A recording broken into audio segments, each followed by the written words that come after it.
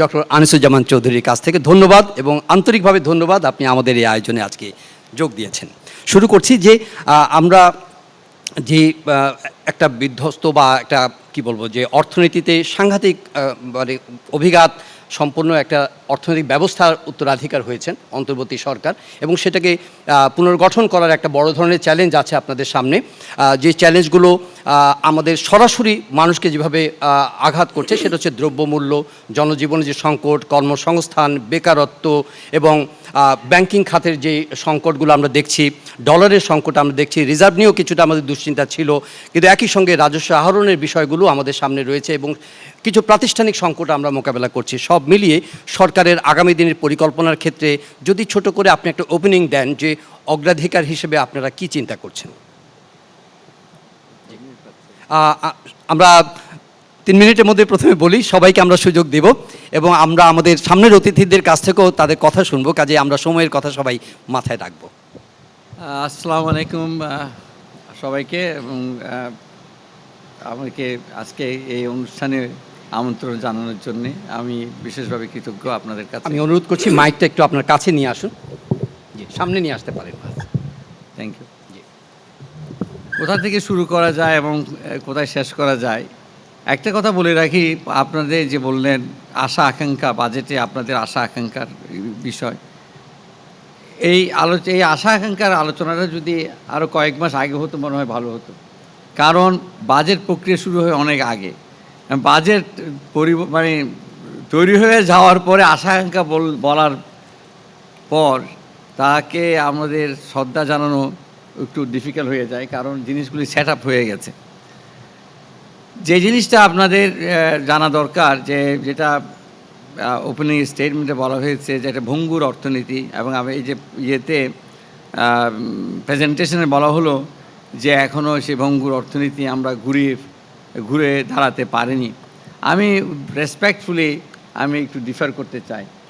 আমরা ঘুরে দাঁড়িয়েছি, আপনারা নিজেরাই বুঝতে পারছেন। অবশ্যই হ্যাঁ, মুদ্রাস্ফীতি এখনও উপরে, গ্রোথ ফোরকাস্ট নেমে এসেছে ওয়ার্ল্ড ব্যাংক থেকে, এগুলি সবই সত্য, কিন্তু in the absence of this government's policy কোথায় দাঁড়াতো সেটা আপনাদের চিন্তা করা উচিত।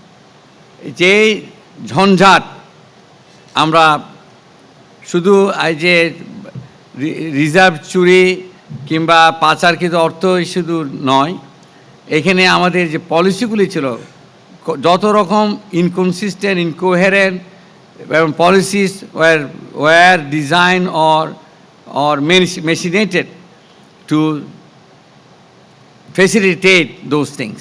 তো এখানে শুধু যে আপনি বাজেটের অঙ্ক এখানে ওখানে সরানো না, সাথে এই যে আজকে আমাদের এখানে এনবিএসআইয়ের চেয়ারম্যান আছেন, উনি তারই একটা শিকার অলরেডি আপনারা জানতে পারেন। সে যাই হোক, আমি যেটা বলতে চাচ্ছি, আমরা যে আমাদের ইকোনমি একটা আইসিইউতে চলে গিয়েছিল, সেটা হচ্ছে আমরা আইএমএফের যে প্রোগ্রাম কখন যায়, যখন একটা ইকোনমি সম্পূর্ণ ভঙ্গুর হয়ে যায়, এটা লাইফ সাপোর্টে যায়। লাইফ সাপোর্টের প্রোগ্রামটা কিন্তু ছিল 3 থেকে 4 বছরের জন্য এই প্রোগ্রামটা ছিল। আমরা সেখানে সেকেন্ড ট্রান্স আসার আগেই আমরা করলাম কি, আইসিইউ থেকে বের হওয়ার মতো আমাদের ক্ষমতা চলে আসলো। আপনারা দেখেছেন আমরা অত্যন্ত কঠিনভাবে আমরা আইএমএফের সাথে ডিল করেছি, যা আমাদের দরকার নেই। আপনারা দিতে চান তো ভালো, বরং এই টাকাটা যে বেশি অসুস্থ রুগী তাকে দিয়ে দেন এই আইসিইউর সিটটা। আমরা সেই আইসিইউতে থাকার মতো অবস্থা আমাদের ছিল না, আমরা বেরিয়ে এসেছি। এটা কিন্তু বিরাট অ্যাচিভমেন্ট একটা দেশের জন্য, যে আইসিইউ থেকে আপনারা দেখেন যে সমস্ত কান্ট্রি একবার আইএমএফ প্রোগ্রামে গিয়েছে তারা দীর্ঘদিন তেমন অনেকে আইসিইউ থেকে অনেক রুগী ফিরেও আসে না, এটা আমরা জানেন।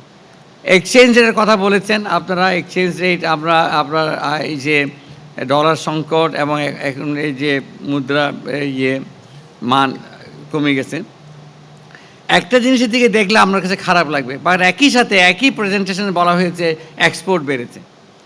তো যে আমাদের যদি এক্সচেঞ্জে সস্তা হয় কিন্তু আমাদের এক্সপোর্ট বাড়বে।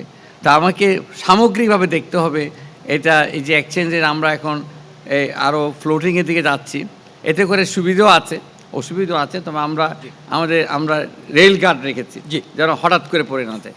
ধন্যবাদ ওপেনিং স্টেটমেন্টের জন্য ডক্টর দেবপ্রিয়। আইসিইউ থেকে সরকার ইতোমধ্যেই অর্থনীতিকে ট্র্যাকে তুলেছে এবং জার্নিটা পজিটিভ ডিরেকশনে যাচ্ছে বলে উনি আমাদের যে ধারণা দিলেন।